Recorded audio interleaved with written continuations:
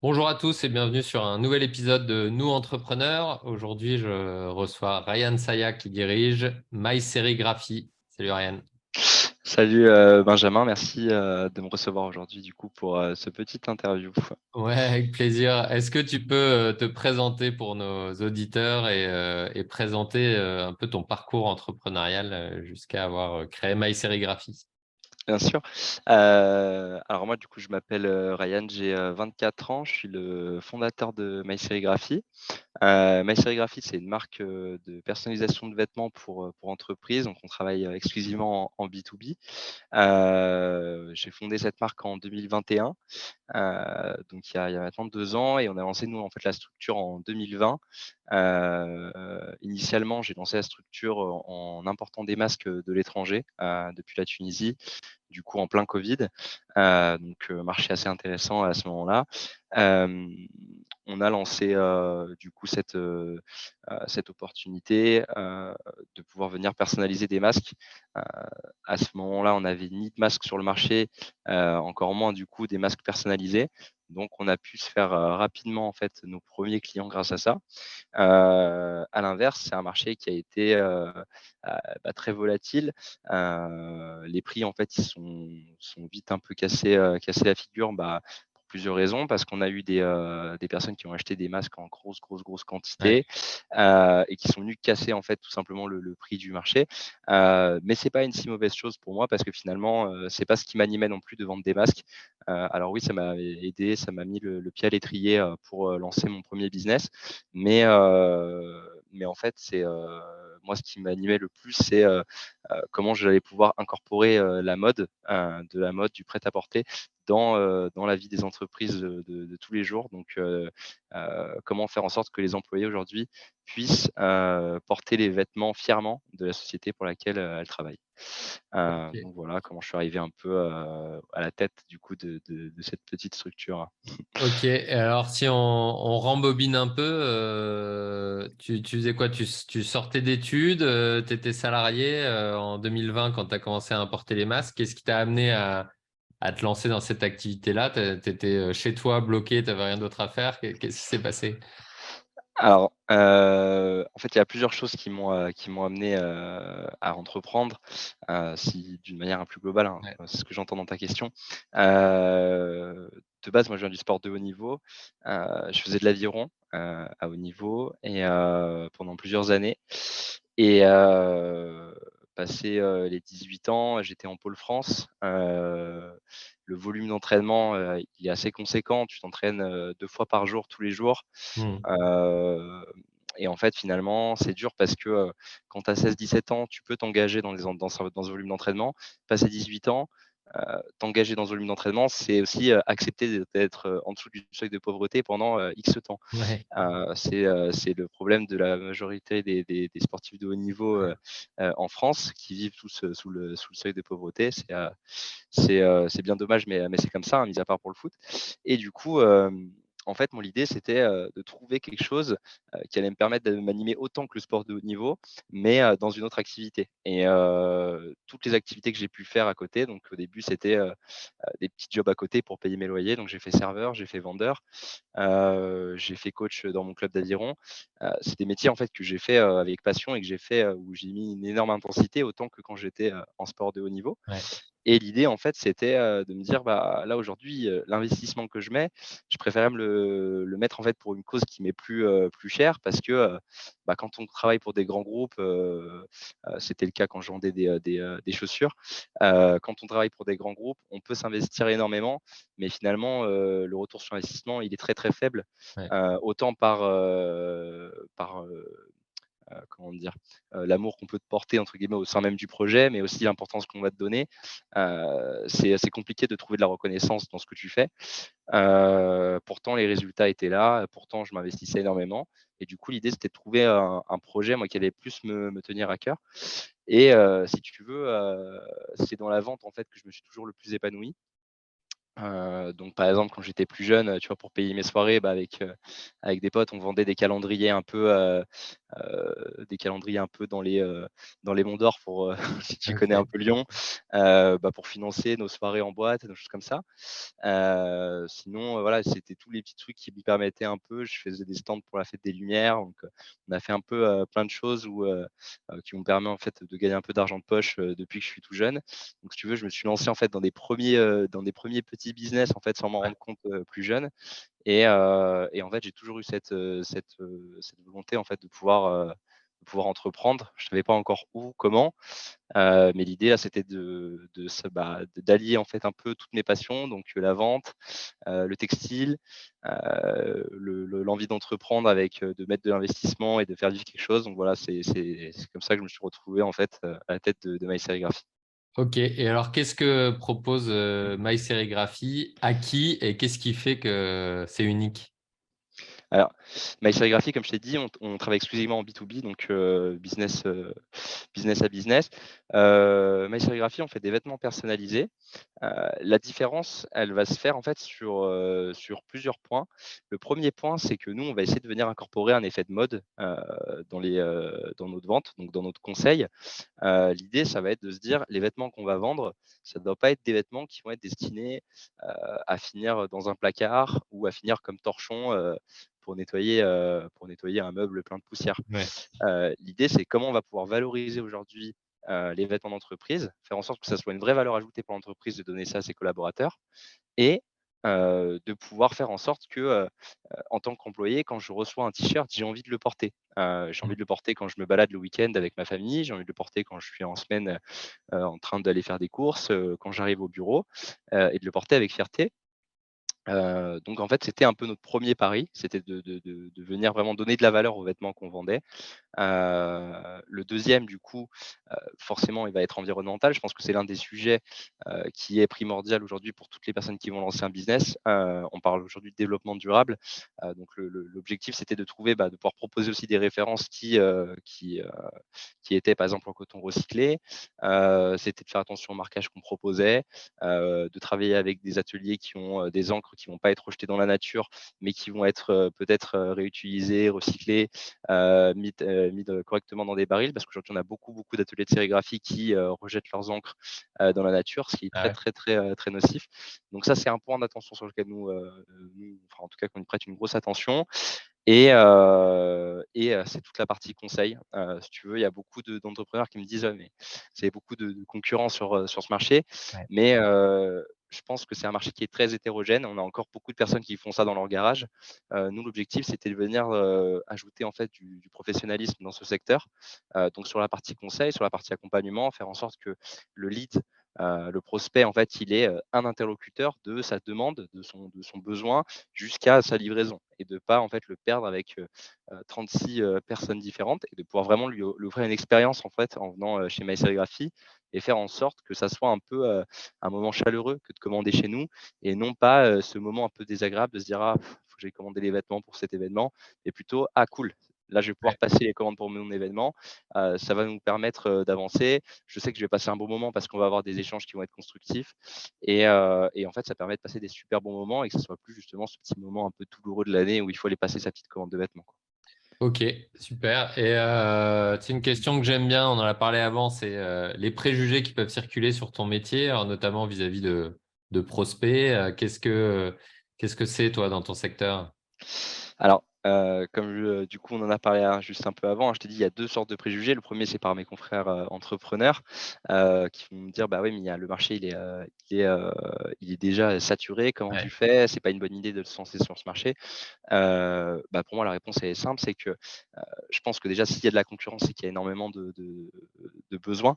C'est un marché, où, on peut vraiment aller cibler, des marchés bien spécifiques. On peut aller dans le marché, personnalisé des vêtements pour le sport, pour la restauration, pour l'hôtellerie et pour même le secteur étudiant. Je pense que c'est un marché qui est énorme déjà dans un premier Mmh. temps et dans un second temps, je pense que si c'est une valeur profonde ou en tout cas une envie profonde d'y aller, il faut pas se brider en se disant: «Non mais je vais pas y arriver parce qu'il y a déjà beaucoup trop de concurrents» et plutôt partir du principe que s'il y a de la concurrence, c'est qu'il y a aussi énormément de besoins. Donc ça, c'est plutôt sur la partie, confrères entrepreneurs. Sur la Ouais. partie préjugés avec les clients, ça va alors aujourd'hui, c'est surtout le le Made in France, on va avoir beaucoup de questions qui nous vont être posées. Est-ce que vous produisez en France? Donc tous nos marquages, par exemple, sont faits en France. Mais aujourd'hui, il est très, très compliqué encore de pouvoir avoir du textile, fabriqué en France, Ouais.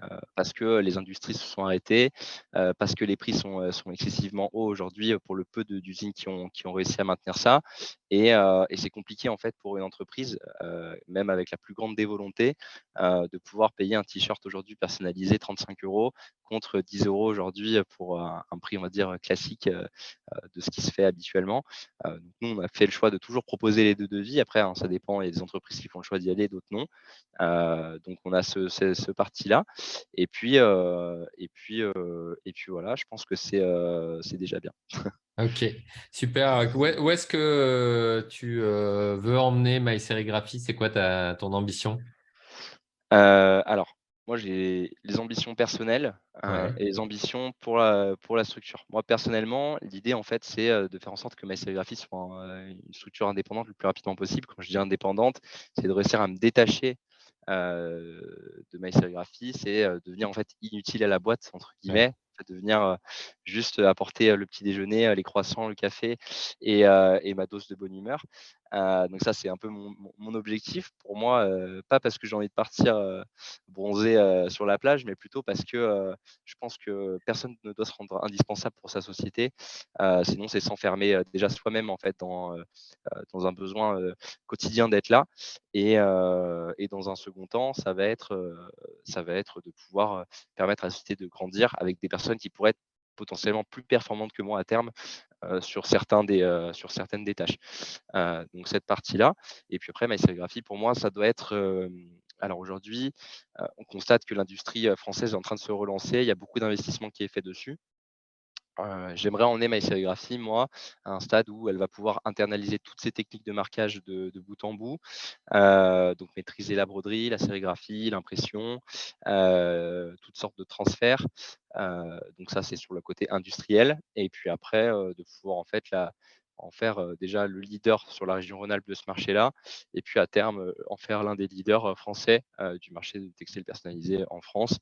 Donc ce qui représente, à peu près une quinzaine de millions d'euros de chiffre d'affaires, donc ça, je ne saurais pas encore te dire quand, mais un jour, je pense. Ok, super, génial. Du coup, toi, tu as dit que en fait, tu t'étais lancé avec le Covid d'abord sur les masques, etc. Est-ce qu'en ce moment, tu as des événements conjoncturels qui vous impactent et comment est-ce que tu t'y adaptes? Alors, aujourd'hui, on subit pas vraiment on subit pas vraiment la conjoncture parce que, Ok, on a de la chance. On est un marché où, tous nos confrères, tous nos «concurrents» entre guillemets, en fait, on vend tous les mêmes marques de vêtements. Donc aujourd'hui, si moi je monte mes prix, mon concurrent aussi aura monté ses prix. Donc en fait, finalement, tant que le besoin est là d'avoir des vêtements personnalisés, nous, on n'aura pas vraiment de problématique sur cette hausse de prix. Heu, donc la conjoncture, en fait, aujourd'hui, le fait d'en être sorti, d'avoir survécu, en fait, au covid, c'était, je pense, la chose la plus dure, à faire. Je pense qu'aujourd'hui, il y a surtout une conjoncture, environnementale. C'est comment on va faire pour maintenir notre activité, en ayant un impact réduit, en fait, sur l'environnement. Donc ça va être, sur le transport, ça va être, peut-être, nous, ce qu'on met en place, c'est que toutes les livraisons à Lyon, maintenant, on les fait faire par des coursiers à vélo. C'est comment en fait dans chaque démarche de croissance, on va réussir à incorporer, un aspect environnemental, fort pour pouvoir permettre un développement durable de la structure. ok, top. Euh, c'est quoi ton plus grand apprentissage depuis 3 ans là, que tu as lancé ton activité? Alors, il y en a plusieurs. Le plus grand, heu, je vais faire passer l'humain avant tout. Pour moi, c'est le fait de pouvoir, en fait, partager ce que je vis avec mes recrutements, donc avec mon équipe au quotidien. C'est le fait d'avoir commencé, dans mon salon et aujourd'hui d'avoir un local, dans le premier arrondissement de Lyon. C'est le fait de pouvoir avancer, en fait, doucement sur ces choses-là. Et et de pouvoir partager en fait avec, des personnes, avec des humains, heu, mes ambitions, mes galères et que ça soit dans les bons ou dans les mauvais moments. Ouais, Ce qui m'a fait le tu vois, ce qui m'avait fait entre guillemets le pas le plus souffrir, mais le plus réfléchir, c'est que, quand j'ai eu les moments un peu, les plus grosses commandes en fait de ma sérigraphie au départ, quand j'étais dans mon salon, ce qui me rendait le plus triste, c'était de pas pouvoir le partager avec quelqu'un, tu vois? ouais, Donc, il y en a beaucoup qui disent: «Ouais, mais, c'est dans les moments durs où on a besoin d'être entouré». Heu, je sais pas si c'est moi, mais personnellement, j'ai l'impression que c'est plutôt l'inverse. Je pense que c'est dans les moments de joie qu'on a besoin d'être entouré et dans les moments de galère, on a besoin d'avoir, alors oui, on a besoin de pouvoir communiquer, de pouvoir échanger, mais je pense qu'on a aussi besoin de se focaliser aussi sur l'essentiel à ce moment-là. mmh, Quand mmh, on est entrepreneur, c'est hyper important parce que, on peut rencontrer, en fait, énormément de typologies de personnes. Il y a des typologies, bah, qui quoi que tu fasses, même si c'est, des choses pas top et bah, elles vont dire: «Ah mais c'est super ce que tu fais, ouais, continue». Et puis à l'inverse, des personnes qui même quand tu vas faire des choses extraordinaires, que ça peut être aussi ta famille très proche, qui vont te dire: «Ah mais fais attention, ton activité elle est pas très rentable, ça va pas te rapporter d'argent» et qui vont venir en fait, heu, te, t'alimenter en mauvaises choses en fait, avec des ouais. choses qui vont pouvoir te restreindre en tout cas Ouais, qui sont dans toi, souvent un dans tes miroir de ambitions. leur propre, peur ou C'est de ça, ouais, ouais, ouais. c'est pour ça. Ça sera jamais une personne en tout cas qui a réussi dans quelque chose qui va te dire ça. En tout cas moi Ouais, c'est ce que mmh j'ai constaté. Donc tu vois, ce que j'ai appris le plus, bah, pour moi, c'est surtout, ça va être surtout des choses humaines, en fait, hein. Ça va être de pouvoir partager, ça va être de pouvoir écouter aussi ce qui va se dire. Tu vois, la plupart, même mes alternants aujourd'hui permettent d'apprendre énormément de choses. Ils nous ont permis d'apporter des nouveaux process, des nouvelles techniques de vente, plein de choses en fait qui sont venues. Donc en fait, être à l'écoute de tout le monde, sans non plus aller s'enfermer, sans non plus être dépendant, de ça, tu vois? Il y a un juste milieu. Si tu écoutes trop les gens, tu risques ouais, de un peu te brider, tu vois? Sur certaines choses parce que tu vas pas t'écouter assez et puis à l'inverse, si tu t'enfermes trop dans tes pensées, peut-être que tu risques de perdre des belles choses aussi qui auraient pu t'aider à avancer. ouais. Donc c'est un juste milieu, tu vois, à avoir, sur ça. Tu fais quoi comme parallèle avec, ta pratique sportive, de haut niveau justement? Parce que moi j'entends célébrer les victoires quelque part, Ouais. en même temps, prendre la responsabilité dans le cas d'échec pour grandir. Est-ce qu'il y a des choses comme ça que tu fais souvent le parallèle avec, avec le sport de haut niveau ou pas? Alors, souvent, pour moi, la plus grosse parallèle, en fait, c'est la constance. Les sportifs de haut niveau, la plupart, alors peut-être pas pour le football, mais, on s'entraîne, toute l'année pour un événement, tu vois? Ah oui, ouais, Alors même pour le football, ça peut être pour, la finale de Ligue des Champions, une coupe du monde et cetera, dans à très haut niveau, hein. Mais, dans la plupart des sports, je veux dire, par exemple, un judoka, il va s'entraîner pour, les jeux olympiques. Nous, à l'Aviron, pareil, on s'entraînait, bah, soit pour les championnats de France, soit pour les championnats du monde, des choses comme ça. Et du coup, en fait, ça va demander de faire énormément, énormément d'efforts pour quelque chose qui va pas arriver tout de suite, sur lequel tu ne connaîtras même pas le résultat, en fait, d'avance. ouais. Tu sais pas si tu vas y arriver, tu sais pas si tu vas être champion, mais tu sais que quoi qu'il arrive, il va falloir que tu te donnes à fond. Et en fait, parfois, bah, il y a des matins, tu vois, tu te lèves, tu te dis: «Putain, mais, heu, est-ce que, heu, est-ce que j'ai envie d'y aller? Est-ce que, c'est bien ce que je fais? Est-ce que ça se trouve, en fait, je suis en train de m'investir pour quelque chose qui a pas de sens?» Heu, donc en fait, c'est de réussir à garder de la constance dans ce que tu fais et au bout d'un moment, en fait, tu délaisses, en fait, cet aspect motivation et il faut juste te débrancher et te dire: «Bon, bah, quoi qu'il arrive, j'y vais et puis on C'est verra la les routine, résultats, on verra quelque ce qui va». part qui prend, C'est ça, ouais, on dit souvent que tu as la motivation au début, mais en fait après c'est la force des habitudes et la routine et puis, c'est au ça. début, c'est de choisir aussi le choisir entre la douleur de l'effort et la douleur des regrets, Ouais, heu, ouais, ouais, et c'est c'est ça et je pense qu'il y en a, bah, tu dois le savoir, mais je pense que la douleur des regrets, elle a pas de prix, quoi. Il faut pas aller, il faut essayer de l'éviter, au maximum, hein, que ça soit, dans ses relations avec ses proches, ses amis, sa copine. Mieux vaut souffrir d'une relation parce que tu t'es trop investi que l'inverse et ça t'aide, à aller plus vite et à faire d'autres choses derrière parce que tu tu pas le doute, en fait, finalement, de dire: ouais. «Est-ce que si j'avais fait autrement, ça serait passé?» ou quoi. Ouais, faut tout donner et puis on n'est pas sûr du résultat, mais quelque part, on est sûr que si on donne pas tout, il y C'est aura pas ça. le résultat. Est-ce qu'il y a une question, que je ne t'ai pas posée auquel, tu aurais aimé répondre? Alors, Je sais pas toi la typologie d'entrepreneurs, que tu peux suivre ou qui vont nous Ouais, regarder, aujourd'hui ou qui vont regarder cette vidéo.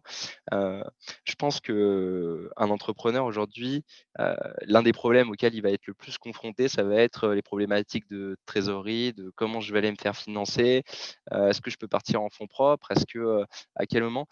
Pour moi, ça, c'est des questions qui sont importantes parce qu'en fait, ça c'est un entrepreneur finalement, il est dépendant aussi, son état, d'humeur, il va être dépendant de son état de, de trésorerie, d'activité, de commercial. Alors il n'y a pas vraiment une question, précise, hein, sur ça, mais j'aimerais juste dire, bah, peut-être pour les personnes qui nous écoutent que, l'important, c'est d'avoir une stratégie. C'est, c'est, de trésorerie, vous n'avez pas d'activité, il faut pas, rester, négatif et se dire: «OK, bon là, ça va pas marcher», mais c'est plutôt trouver la stratégie qui va faire en sorte, c'est si j'ai pas les fonds, quelle solution, j'ai en face de moi pour aller, avoir des fonds? Donc ça peut être, par exemple, trouver des financements par la BPI, par des banques, par des investisseurs. OK, si c'est ça, quel outil je vais pouvoir utiliser? C'est quoi leurs attentes? Et en fait, développer une stratégie pour aller récupérer et résoudre ces problématiques-là et ouais. ne pas juste se dire: «Bon, bah, c'est une fin en soi, j'y arriverai pas», et voilà. Donc nous, Ok. c'est pas Bah, d'ailleurs, j'en profite. Écoute, j'ai découvert le guide du routard du financement des entreprises. Donc, voilà, je sais pas si c'est, je pense que c'est un partenariat avec BPI, le guide du routard, etc., et qui parle de Mmh. tous les financements. Donc, bouquin assez intéressant pour toutes les phases de l'entreprise. Mais effectivement, ouais, regarder les options, faire un pas de recul pour se dire, OK, au final, quelle autre option j'ai que celle qui, du coup, ne marche pas aujourd'hui C'est ça. et comment je peux faire, s'entourer aussi sûrement et aller prendre conseil. Comment est-ce que Ouais. la communauté des entrepreneurs là, du Rhône peuvent t'aider ou comment tout simplement on peut te contacter voilà. Alors, pour moi, entre entrepreneurs, tout repose dans l'échange. Donc c'est comment on peut s'aider mutuellement, en fait, tu vois? Ouais, Qu'est-ce que moi je peux faire aussi pour les entrepreneurs, du Rhône qui nous regardent? Et à l'inverse, qu'est-ce qu'ils pensent, en fait, pouvoir nous apporter? Pour moi, le but du réseau, la puissance d'un réseau, c'est l'échange. Hem, je fais énormément, moi, de groupes de réseau. Je suis, actif, à la CPME, c'est comme ça qu'on s'est ouais, rencontrés d'ailleurs. Heu Toutes mes plus fortes relations, que ce soit commerciales, amicales, elles se sont faites parce que, je suis jamais arrivé dans une envie de faire du business, mais plutôt dans l'envie de connaître la personne, et pas faire, forcément ami-ami, mais, de plutôt voir comment on peut s'aider mutuellement. Donc ça peut être par exemple, moi qui suis plus dans un domaine commercial, je peux donner peut-être des recommandations, sur comment prospecter, où aller trouver des clients, quel outil utiliser et cetera. Donc pour moi, en fait, l'idée, c'est pas forcément aller chercher un business, du business, de manière, directe, mais plutôt même d'aller chercher des solutions, des compétences, des recommandations, échanger avec un entrepreneur. Heu, je ne sais pas si pour toi c'est le cas, mais en tout cas, heu, moi ce qui me motive le plus, c'est de pouvoir en fait, aller échanger avec des personnes et tu vois, par exemple, je vais échanger, je sais pas avec toi et tu vas me dire: «Ah bah, est-ce que tu connais tel outil?» Je vais me dire: «Putain non, bah, je connaissais ouais, pas». Le lendemain, je vais essayer, je vais dire: «Ah c'est vrai que ça marche super bien» et en fait, ça va me mettre dans un nouveau système. Je vais dire: «Bon bah, là, il faut que j'essaye ça» et le fait de pouvoir vivre en fait de ça, de ces échanges, c'est ce qu'il y a de plus, stimulant. ouais. Donc je pense que la meilleure manière en fait de «m'aider» entre guillemets moi pour mon business, ça serait de venir en fait échanger avec moi et d'essayer de voir, comment on peut faire des connexions, comment on peut se tirer, tous vers le haut, et faire en sorte que les entrepreneurs du Rhône deviennent, de plus en plus impactants et de plus en Ouais. plus grands, quoi. Top. Donc, un appel à la communication de manière générale C'est ça. et super. Et d'ailleurs, il existe voilà, des initiatives hors business. On en parlait ensemble. Je te parlais de entrepreneurs Mmh. qui est avec des dirigeants du Rhône voilà, qui courent ensemble Ouais. régulièrement. Et toi, tu me parlais que tu faisais ça à travers le foot, si je me souviens bien. C'est ça et l'idée du coup, ça va être de pouvoir le faire sur plein d'autres sports. Bah, du coup, justement l'aviron, initier des gens sur l'aviron, initier des gens, à aller faire un match de foot, mais qu'importe le Ouais. niveau, l'idée en fait, c'est d'aller faire un match, de rigoler, de boire une bière après et puis d'échanger Et en fait, tu vois? d'échanger, ouais. Exact. Il y a pas d'attente, on n'est pas c'est pas la Ligue 1, tu vois? Le but c'est de passer un bon moment, d'échanger et puis si business se fait, tant mieux, mais c'est pas C'est pas l'objectif c'est premier. pas Ouais. le vrai objectif. Le Ouais. vrai objectif, c'est de passer un bon moment, de sortir de son quotidien et de faire des connexions intéressantes. Voilà. Cool. Eh ben, super. Écoute, c'est aussi l'objectif de cette série ici. Donc, merci beaucoup, Ryan, d'avoir répondu à mes questions. Et puis, à très bientôt sur un nouvel épisode de Nous Entrepreneurs. Et Ciao. bah, avec plaisir. Merci Benjamin, salut.